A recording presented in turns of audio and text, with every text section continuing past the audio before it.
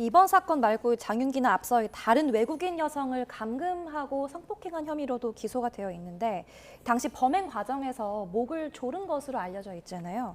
이 검찰은 장윤기가 이채원 양에게도 동일한 수법을 썼을 거라고 보고 있는데 이 정황 증거라서 좀 채택이 어려울 거라는 지적도 있거든요. 사실 이제 결국 중요한 것은 이게 얼마만큼의 증거로서의 가치를 가지느냐 이 부분입니다. 이제 증거로서 채택을 한다 하더라도 결국에는 이것이 증명하는 수준이 어느 정도인지를 재판부에서는 따져봐야 되는 부분인데 일단 이런 정황 증거들도 이 내심의 목적이라든가 고의를 판단하는 한 가지의 증거가 될 수는 있습니다. 지금 검찰에서 이야기를 하는 것처럼 이 기존에도 과거의 그런 성범죄 이력을 봤을 때 이 동일한 수법으로 이 사건도 진행을 했고 그렇기 때문에 이 사건 역시도 단순한 살인 사건이 아니라 내면에는 성범죄를 하기 위한 그런 목적이 있었던 것으로 보인다라는 주장을 하고 있는 거죠.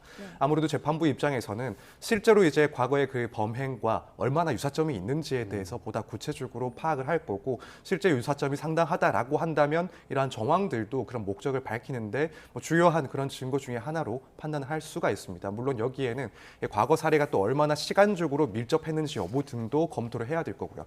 다만 이제 어디까지나 이것은 간접적으로 그런 목적을 추단할 수 있는 정황 증거에 해당을 하기 때문에 결국 이제 다른 정황들 그리고 다른 물적인 증거들과 결합이 돼야 됩니다. 그래서 뭐 케이블 타이라든가 혹은 뭐 그 밖에 CCTV 영상이라든가 이런 간접적인 것지만 그래도 그 사실들을 좀 추론해 볼 수 있는 여러 가지 증거들이 이제 결합돼서 판단을 받을 거고요.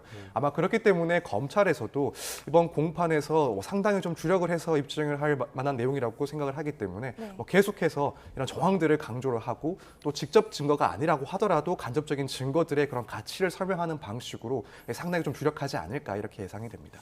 이 과정에서 경찰이자 장윤기의 아버지인 이 장모 경감은 실제 뭐 거기서 나온 리얼돌이라든지 이런 것들을 폐기를 했습니다. 그리고 또 그 수사팀에게 그 장윤기가 살고 있는 곳의 주소라든지 아니면 비밀번호 이런 것들을 받아서 실제 안에 들어가서 뭐 차량도 전달받고 했다는 거 아니에요. 근데 일반적인 사건과 비교했을 때 이게 뭐 통상적인 절차입니까? 아니면 조금 예외적이다 이렇게 볼 수 있습니까? 이례적이라고 볼 수밖에 없습니다. 왜냐하면 경찰 입장에서는 증거물에 대해서 압수 조치를 하거나 아니면 증거 보전의 필요성이 있다라고 해서 보전 조치를 했다가 이것들을 환불을 할 때 어떠한 시간적인 기한에 쫓기는 그런 절차가 마련되어 있지 않습니다. 언제까지 증거물을 뭐 환불해야 된다 이런 규정 자체가 없거든요.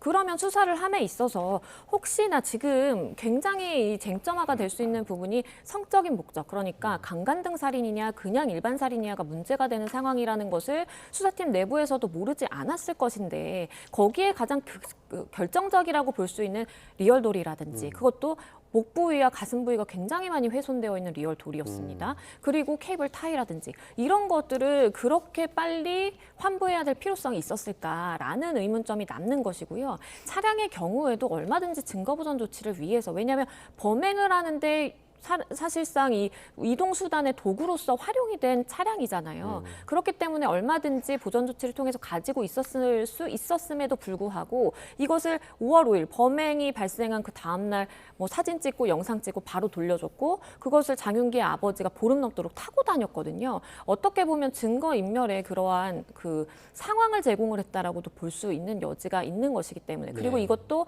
일반인이 아니라 경찰들이 이렇게 했다라는 부분에 있어서 사실상의 그러한 증거의 중요성이라든지 수사의 기법이라든지 절차에 대해서 모르는 자가 아닌 사람들이 이렇게 했다라는 부분을 고려한다면 이례적이라고 볼 수밖에 없겠고 면회라든지 전화통화라든지 이것도 살인죄를 범한 피의자에 대해서 이렇게 자유롭게 만나고 전화통화하는 것은 일반 수사를 지켜보다 보면 굉장히 이례적이라고 볼 수밖에 없습니다.